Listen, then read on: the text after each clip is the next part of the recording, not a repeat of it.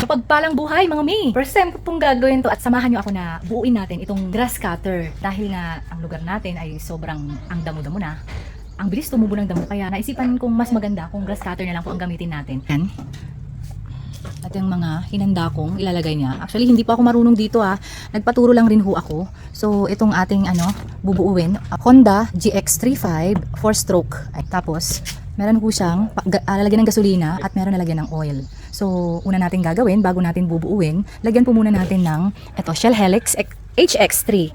Bali, sabi nung nagtitinda, pwede na raw po ito. Meron talaga siyang mainly na ilalagay na oil, pero pwede naman daw po ito. Yung mga iba na grass cutter, ganito po ang nilalagay. So, sorry, ganito po ang nilalagay. Tuti oil, tapos minimix dun sa gasolina. Pero this time, itong klaseng ito po, cancel na natin to. Yan. This time, ito pong 4-stroke na ito, ay, munti ko na nahulog. Paano ba hawakan ito? 4-stroke na ito, hindi na po siya lalagyan ng, yung gasolina niya hindi na hahaluan ng tuti. Bali magkaiba na po. Ito yung kanyang gasoline. Tapos, ayan yung kanyang oil. Umpisahan na po natin. Kalahati lang. Oops. 90 ka. 100cc dapat. Gamit po tayo ng syringe. Ayan. Ayan, aspirate natin dito. Ayan. Ang damot lang. Nagbibigay tayo ng damot. Ayan. Medyo malang siya ng damot. Inject po natin dito. Medyo malang siya. Tagal. Inject. Matigas. Ayun, lumambot. Ayun, lumambot. 30. Pang 30. Merong dipstick. Itong bukan natin isara. Ayun. So, ito po siya. Close na. Ayun. Ayan. Open po uli natin. Dahil tignan natin yung measurement ng oil. Ayun andito po siya Ayan. Ito po ang basa Ang dilaw pala. Ay, paano naman sinasabi ko So, yun, sara na ho natin. Balik natin. Ayun, next natin is gasolina. Bumili ho tayo ng unleaded gas.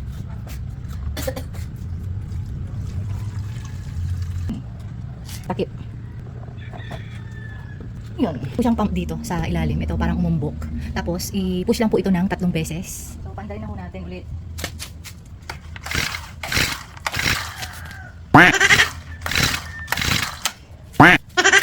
Hindi natin napaandar kasi naka-off dito. Naka-off dito. Meron kitang on. Off tsaka on po sa baba. Ayan. So, naka-on na po itong kanyang controller. Wow!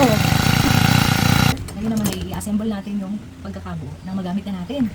So, ito po yung kanyang handle. Toolkit. So, ito.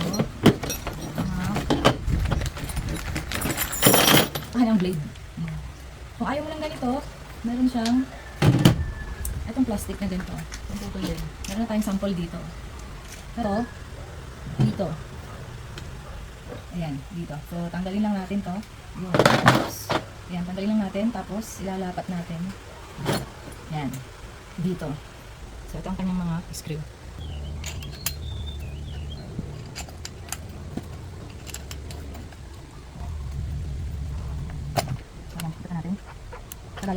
Taga lang po ulit-ulit lang natin. Yun. Tayo sa kabila na.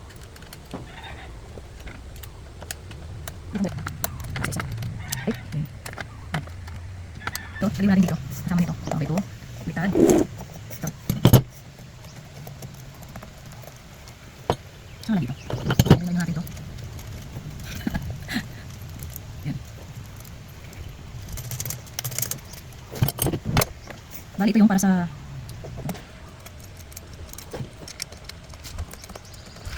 dito sa kabila kayo dapat.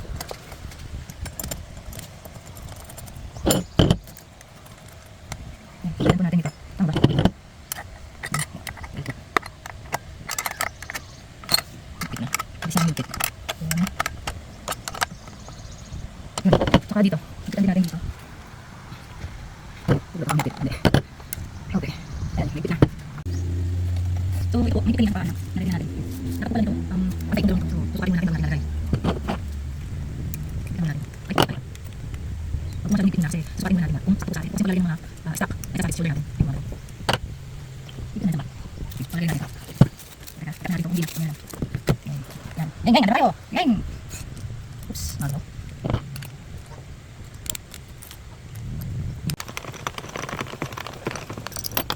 So dito, hindi natin ito natin board. Ano ba?